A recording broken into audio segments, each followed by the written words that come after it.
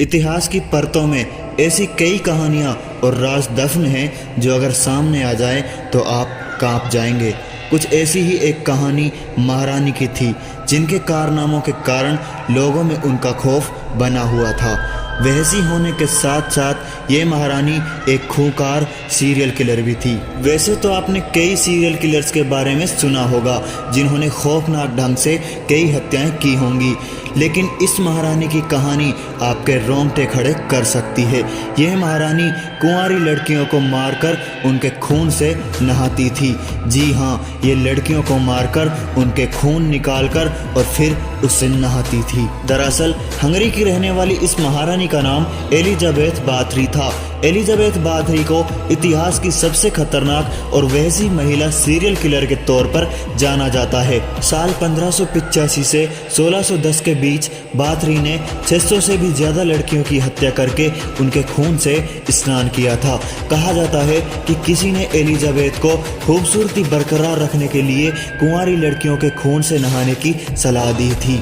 Elizabeth को यह तरीका इतना पसंद आया कि उसने इसके लिए शैतानी की हद पार कर दी थी। एलिजाबेथ लड़कियों को मारने के बाद उनके साथ बर्बरता और दरिंदगी करने से बाज नहीं आती थी। प्रचलित कहानियों के अनुसार वह मृत लड़कियों के शरीर के मांस को अपने दांतों से काटकर निकाल लेती थी और इस भयानक काम में उसके 3 नौकर भी उसका साथ देते थे।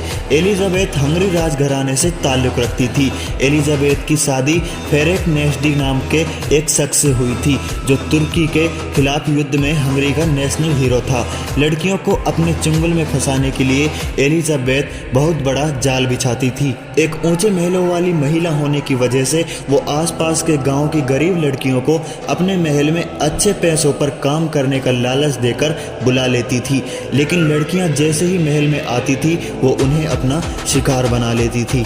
जब इलाके में लड़कियों की संख्या काफी कम हो गई, तब उसने ऊंचे परिवार की लड़कियों को अपना शिकार बनाना शुरू कर दिया था। हंगरी के राजा को जब इस बात का पता चला तो उन्होंने मामले की जांच करवाई। इस मामले को लेकर जब जांचकर्ता एलिजाबेथ के महल में पहुंचे तो वहां का हाल देखकर वो दंग रह गए थे।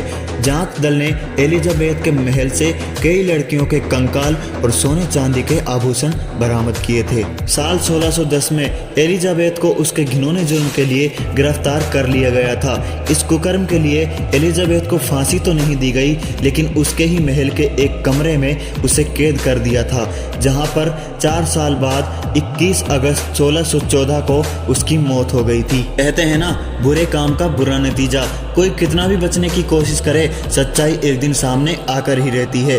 वैसे एलिजाबेथ को इस शैतानी काम के लिए इतनी छोटी सजा काफी नहीं होनी चाहिए थी, उसे कड़ी से कड़ी सजा मिलनी चाहिए थी। आपके हिसाब से उसे क्या सजा होनी चाहिए थी, हमें कमेंट में जरूर बताएं। और ऐसे ही मजेदार स्टोरीज और वीडियोस के लिए हमारे चैनल को सब्सक्राइब करना ना भूले। सो थैंक यू गाइज, आज की इस वीडियो में बस इतना ही। मिलते हैं नेक्स्ट वीडियो में, तब तक के लिए गुड बाय।